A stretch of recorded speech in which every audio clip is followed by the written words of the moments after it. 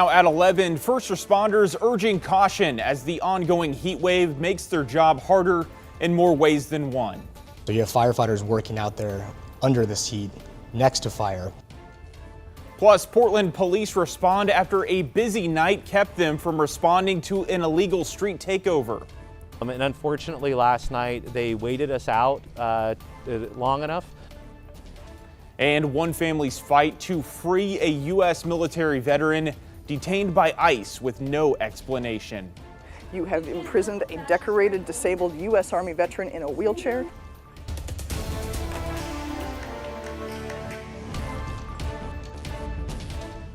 The ongoing weather impact alert is our top story tonight. It may have been a little cooler earlier today, but our heat wave continued for its third day with temperatures well above average. Thanks so much for joining us here at 11. I'm John Adams. Meteorologist Joe Ranieri here as well to let us know if this heat's going to be sticking around into the work week. Joe? Hey, we'll have it 2 days to start things off for the work week, and then we'll gradually see our temperatures cool off to more manageable weather. Even by Tuesday, John, we're looking at some manageable heat, if you will. Tonight through Monday is the weather headlines, or I should say the weather impact alert. I have it up still because we're going to be looking at not only warm temperatures, I should say hot temperatures tomorrow, but also our warm overnight lows, right around the upper 60s, in a few locations 70 degrees. In fact, overnight low outside our studios here in the Goose Hollow neighborhood of Southwest Portland, 69 degrees. I'm also paying close attention to the thunderstorm threat. We saw them moving through earlier this afternoon. Now, that's on the east side of the state, but still, it's very dry. That could easily spark some more wildfires that are burning. There's a big one that's burning around more than 20,000 acres over in near Sisters. 79 degrees is the temperature in downtown Portland. That heat advisory is in effect. That's that orange color throughout the parts of the coast range until early Tuesday morning. We're under an extreme heat warning until early Tuesday morning. There's also a dense fog advisory, believe it or not, along the Oregon coast. A lot of happening over the next couple of days, but there will be a little relief inside if you're tired of the heat. We'll talk more about that in a few minutes. All right, Joe, thank you. I think folks are ready for that relief. Multnomah County officials are investigating a possible heat-related death.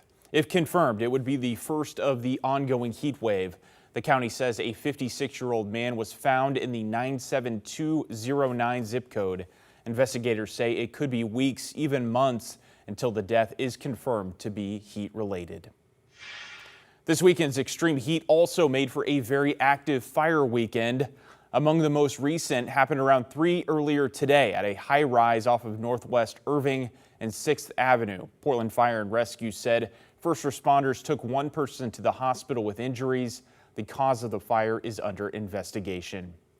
And that was one of the several fires popping up all over the area between Portland, Vancouver, and Forest Grove. Firefighters told our Jake Holter the heat and dry conditions not only can make fires worse, but also take a greater toll on them. Heat hits those, what would be a kind of a routine structure fire for us becomes a lot more difficult. The Portland Fire Bureau releasing photos of firefighters looking exhausted while fighting a house fire on Friday during the extreme heat. When you're fighting fire, even a structure fire, when it's this hot outside, you just don't have that ability for your temperature, your core temperature to come back down. So hydration beforehand is really important. Trying to get rest when you can is important. But then during those responses, what we do a lot is bring extra resources to the scene so that we can rotate folks in and out. The heat combined with the dry conditions also creating a perfect recipe for brush fires. Early Sunday morning, a brush fire broke out in rural Washington County, threatening a home. The fire got within 5 feet of their pump house, so if that would have got going, it would have been easier for it to spread to the house. That fire burning an acre and a half and taking hours to get under control. Firefighters remained on scene throughout the day to monitor any potential rekindlings. And an even more serious brush fire situation in Vancouver Saturday night, with nearly 5 acres of brush burning dangerously close to residences and power lines. What we had on our side last night was that there was very little wind. A wind-driven fire is a much more dangerous situation, so the lack of wind helped us get a hold of that fire. Firefighters emphasizing that people need to avoid doing things that could spark a fire. All summer long, regardless of the heat, we ask people to practice fire safety, especially out in the rural areas, minimize use of power tools, weed eaters, mowers. Unfortunately, early this summer we had someone welding in a field, so anything that's going to create a spark, try not to use it. Jake Holter, KGW News.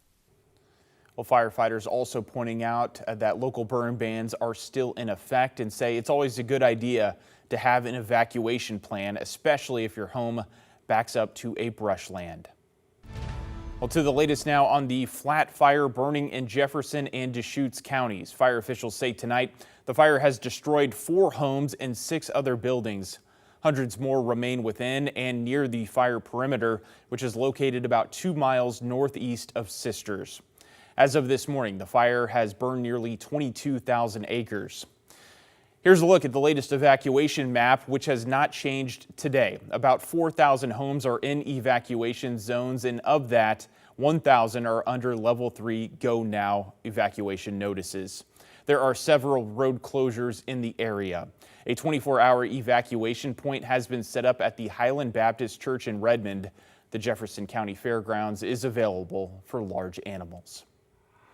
Back in Portland, police bring a man into custody who reportedly fired shots in the Piedmont neighborhood and tried to break into a neighbor's home. It started around 11:30 last night near North Moore Avenue and North Ainsworth Street. Police say after firing shots and walking out of his home with a gun in hand, the suspect, 40-year-old Ryan Lattin, climbed onto the roof of a neighbor's house and then tried to break in, then climbed into a trash can. That's when police issued a shelter in place and evacuated the home. Situations like this can quickly unfold, and they're resource intensive. Not only are we trying to contain the person and come up with contingencies for what if the suspect does this or what if they do this, and how can we best communicate with this person. After nearly 2 hours, the man gave himself up. No one was hurt. Police did seize a handgun and live ammunition. New tonight, Portland police and firefighters both responded after a man armed with a knife threatened staff at a group home. It happened just after 5 this morning at Southeast 143rd Avenue in Betts Court. As officers were responding, they learned the house was on fire and the man, 35-year-old Timothy Allen, still armed with a knife, was outside. Allen claimed he had a gun and a hostage, but police found that not to be true. After more than an hour, which included police using force, Allen gave himself up. Portland police were also kept busy trying to stop street takeovers overnight. Officers had wrapped up a 10-hour mission when they learned of street racing happening in St. John's. The previous shots fired incident kept most officers occupied. Before 2 this morning, the racers had moved to the Lloyd district, but only 1 officer was available to try to stop that takeover. He went down to see what he could do to address the behavior, and with over 100 to 150 folks down there, he said the best that he felt like he could do was periodically he tried to make it appear as though there was more officers in the area. We heard from one person who did not want to be identified about what he saw around the Lloyd Center. There was just a large group from probably the tree to the other street sign over there and across to the parking garage with people just everywhere in cars doing donuts and speed racing up and down the street. Just after 4:15 this morning, officers did stop a driver who was doing donuts, towed their vehicle, and seized a stolen firearm. In the original mission, officers made 29 stops, towed 6 cars, and arrested 2 people. And an update to the search for a missing woman in Vancouver. Today, police announced they found Nikki Coker safe. Pictures sent to us from a viewer showing a SWAT response in the area of Northeast 106th and 9th Street. Police also said they've taken Coker's estranged boyfriend, Israel Gonzalez, into custody. A U.S. Army veteran is in ICE custody after a citizenship interview. Christian Balderas went to Northwest ICE Processing Center in Tacoma, where he's being held. It's about every immigrant. Under the sweltering heat, He's been peacefully in this country for 25 years. Melissa Chaudhry stood outside a barbed wire fence with her father and 2 young kids, demanding the release of her husband. How dare you? How do you sleep at night? You have torn the heart from our family. You have imprisoned a decorated, disabled U.S. Army veteran in a wheelchair. 3 days ago, Mohammed Zahid Chaudhry was taken into ICE custody with no explanation. Chaudhry is from Pakistan and has lived in the U.S. for about 25 years. And he thought he'd come out a U.S. citizen a few minutes later.